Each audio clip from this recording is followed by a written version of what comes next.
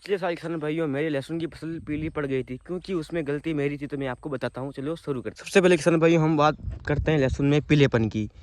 तो लहसुन में हम जब यूरिया डालते हैं तो उससे पीलापन हमारा दूर हो जाता है।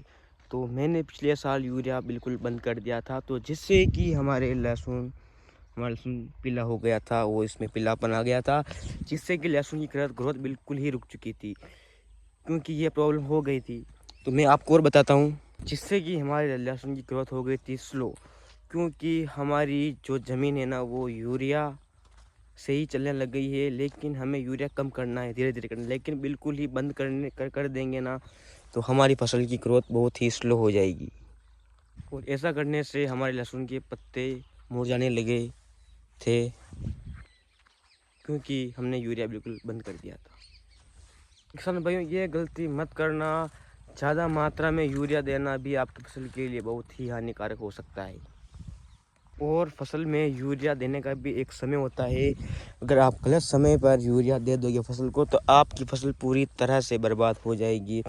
उसका एक रीज़न है, जब आप पानी दोगे ना उसके पहले आपको यूरिया डालना है। अगर आप गलत समय पर डाल दोगे तो फसल आपकी ख़राब हो जाएगी। पानी भी गलत समय में नहीं देना है। 25 से 30 दिन में जब लहसुन का गांठिया बनने लगे ना तब आपको 20 से 25 दिन की गैप देनी है, क्योंकि उस समय में ही अपने लहसुन का गांठिया बनता है। अगर 1 बीघे में 12 से 15 किलो यूरिया डालकर फिर इसकी पिलाई करनी है, उसके बाद देखना आपकी लहसुन की ग्रोथ कितनी बढ़िया होगी और आपका जो लहसुन का गांठिया है ना वो बहुत ही बढ़िया बन जाएगा। और एक साथियों, अगर आप लहसुन में कुछ भी दवा ववा का स्प्रे करते हो, दवा का डोज देते हो ना, तो पहला डोज आपको लगभग 25 से 30 दिन में ही देना है।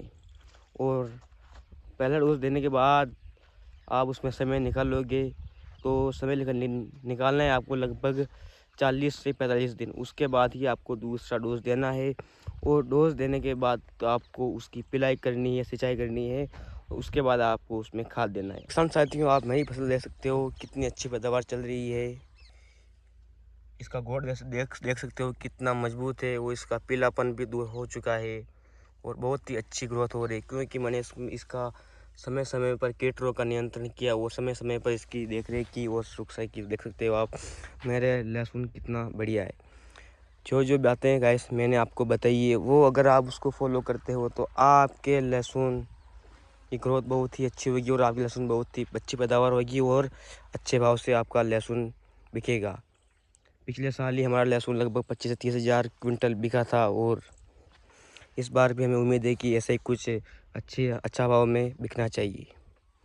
तो जो जो मैंने आपको बताया गाइस वो आप टिप्स फॉलो करोगे तो आपके लहसुन की मात्रा बहुत ही अच्छी होगी और पैदावार बहुत अच्छी होगी। हेलो किसान साथियों, आज के लिए बस इतना ही। अगर आपको वीडियो अच्छा लगा हो तो वीडियो को लाइक और चैनल को सब्सक्राइब जरूर करना। मैं आपके लिए ऐसे ही खेती की जानकारी और टिप्स और प्रॉब्लम और रिजल्ट आपको बताता रहूँगा। तो मिलते हैं नेक्स्ट वीडियो में, तब तक के लिए जय भारत जय किसान।